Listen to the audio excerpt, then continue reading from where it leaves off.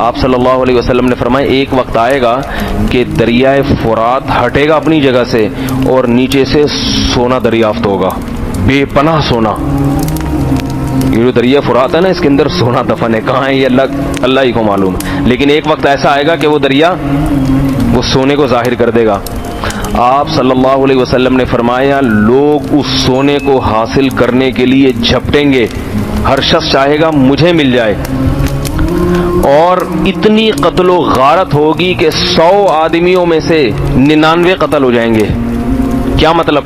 1,00,000 افراد ہوں گے تو 99,999 قتل. یعنی جتنے لوگ اس پہ لڑیں گے نا، ہر شخص دوسرے کو مارے گا، اور کامیاب کون ہوگا؟ 100 میں 1. یہ ریشو ہوگا. تو آپ صلی اللہ علیہ وسلم نے فرمایا کہ تم میں سے کوئی اس وقت موجود ہو، یعنی جو بھی امتی اس وقت موجود ہوگا، تو وہ اس سونے کو حاصل کرنے کی کوشش نہ کرے. یہ فتنہ ہوگا، اللہ کی طرف سے عذاب ہوگا. تو جو ہے نا، وہ جتنا وہ اس طرح سے ظاہر ہوگا، تو آپ صلی اللہ علیہ وسلم نے امت کو حکم کیا دیا ہے کہ اس وقت صبر کرے. یہ معجزہ اور یہ نشانی ابھی ظاہر نہیں ہوئی ہے. نبی صلی اللہ علیہ وسلم نے بعض نشانی ایسی بتائی ہیں جو پوری ہو چکی ہیں.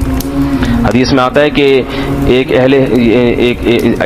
ایسی آگ ظاہر ہوگی کہ اس سے اہل حجاز کے جو اونٹ ہیں نا، ان کی گردنیں روشن ہو جائیں گی.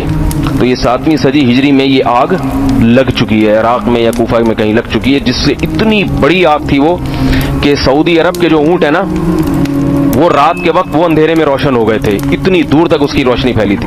تو جمہور محدثین کا اس پر اتفاق ہے کہ یہ 7ویں صدی ہجری میں یہ نشانی پوری ہو چکی ہے. تو بعض نشانیاں جو نبی صلی اللہ علیہ وسلم نے بتائی ہیں وہ پوری ہو چکی ہیں، اور بعض نشانیاں ایسی ہیں جو پوری ہوں گی. ان میں سے ایک نشانی یہ بھی ہے کہ دریائے فرات اپنی جگہ سے ہٹے گا اور وہاں سے سونا ظاہر ہوگا. تو آپ میں سے کوئی اگر زندہ ہوا تو وہاں جانے کی کوشش نہ کرے. بولے بھائی جس کا ہے لے لو، ہم یہیں آرام سے اپنے ملک میں لوڈ شیڈنگ میں، غربت میں، مہنگائی میں خوش ہیں. ہمارے نبی نے ہمیں منع کر دیا ہے وہاں.